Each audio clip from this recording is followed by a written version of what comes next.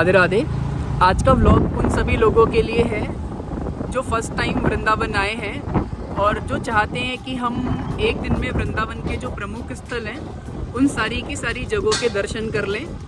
तो आज हम इस व्लॉग में आपसे बात करेंगे कि आप एक दिन में किस तरीके से वृंदावन के जो प्रमुख स्थल हैं, प्रमुख मंदिर हैं, उनके दर्शन कर सकते हैं। हम मान लेते हैं कि आप सुबह 7 बजे वृंदावन आ गए और आपने रूम में स्टे कर लिया, होटल में स्टे कर लिया। स्टे करने के बाद आप 8 बजे तक रेडी हो गए। तो आपका सबसे पहला काम होना चाहिए, आप जहाँ पे भी आपने स्टे किया है, स्टे करने के बाद में आप वहाँ से ठाकुर श्री बांके बिहारी जी के मंदिर के लिए जाइए। जब भी आप किसी मंदिर में दर्शन के लिए जाते हैं तो जैसे कि आपने जानते ही होंगे कि वृंदावन में क्या है कि जो बंदर हैं वो बहुत ज़्यादा लोगों को तंग करते हैं, बहुत ज़्यादा लोगों को परेशान करते हैं। तो इसके लिए आपको क्या करना है कि आप अपने मोबाइल फ़ोन को बिल्कुल भी बाहर ना निकालें, अपने पर्स को सही से रखें और स्पेशली चश्मा बिल्कुल भी ना लगाएं। अगर आपने चश्मा लगाया तो 90 नहीं 99% चांसेस हैं कि बंदर आपका चश्मा ले जाएंगे और वो आपको सही हालत में नहीं मिलेगा। तो सबसे पहले आप बांके बिहारी जी मंदिर जाइए, ठाकुर श्री बांके बिहारी जी के दर्शन करिए। दर्शन करने के बाद में वहाँ से बाहर निकलिए। अगर आप चलने में समर्थ हैं पैदल ही बांके बिहारी जी के मंदिर से श्री राधा वल्लभ जी के मंदिर जाइए। राधा वल्लभ जी के मंदिर के दर्शन करने के बाद में वहीं से राधा वल्लभ जी के मंदिर के पास में ही राधा वल्लभ जी का पुराना मंदिर है जो कि बहुत पुराना है। पहले राधा वल्लभ जी उस समय विराजते थे। अभी जो हित हरिवंश महाप्रभु हैं उनका चित्रपट है, वहाँ के आप दर्शन करिए। दर्शन करने के बाद वहाँ से बाहर निकलिए। जो राधा वल्लभ जी का मेन गेट है, सीढ़ियों वाला नहीं, जो मेन गेट है, बड़ा वाला गेट है जहाँ सिंहद्वार बना है, आप वहाँ से निकलिए और निकल के लेफ़्ट हैंड पे एक राधिका वल्लभ जी का मंदिर है। आप राधिका वल्लभ जी के मंदिर के दर्शन करिए। राधिका वल्लभ जी के मंदिर के दर्शन करने के बाद आप वहीं से पैदल पैदल अंदर की कुंज गलियों से, इससे आपको वृंदावन की कुंज गलियों का आनंद लेने का मौका भी मिलेगा।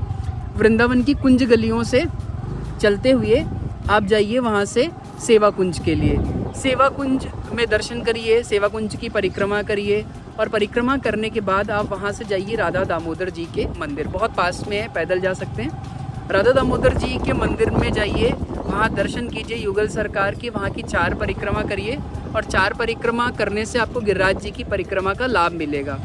वहाँ से पैदल पैदल आप चलिए, आपको मीराबाई जी का मंदिर मिलेगा, किसी से रास्ता पूछ लीजिएगा।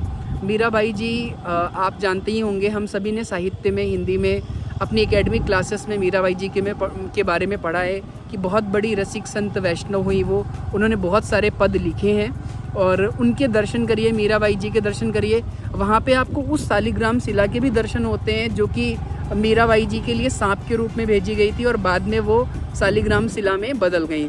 फिर वहाँ से पैदल पैदल अंदर कुंज गलियों से होते हुए आप पहुँच जाइए कहाँ पे, निधिवन।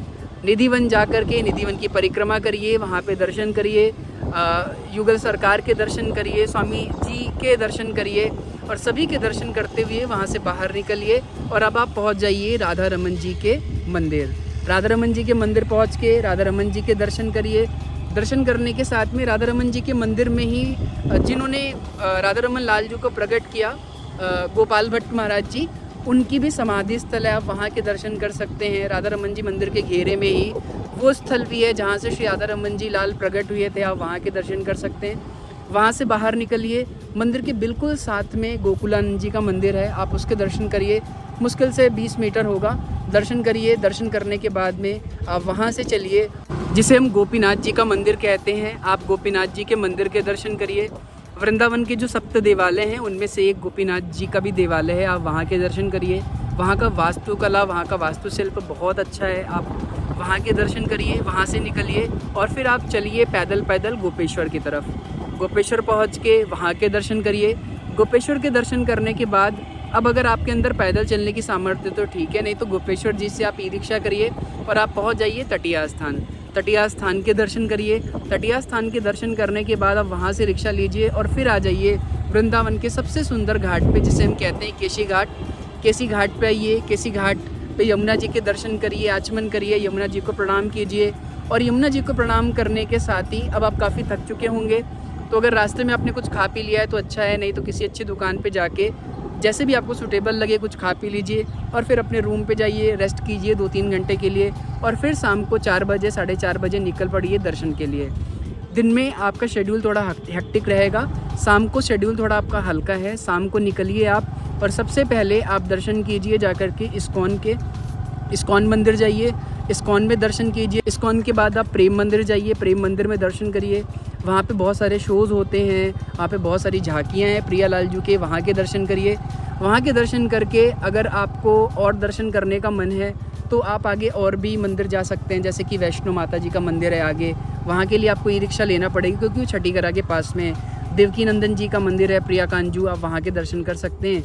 इतने दर्शन करने से आपके मोटे मोटे जो मेन जगह के दर्शन हैं एक दिन में हो जाएंगे। रात को आइए, प्रसाद पाइए, प्रसाद पा के आराम करिए, फिर अगले बार वृंदावन आइएगा तो फिर डोलिएगा। बोलो वृंदावन बिहारी लाल की जय। वीडियो अच्छी लगी हो तो हमारे YouTube चैनल को सब्सक्राइब करें, वीडियो को लाइक करें और इष्ट मित्रों के साथ शेयर करें। राधे राधे।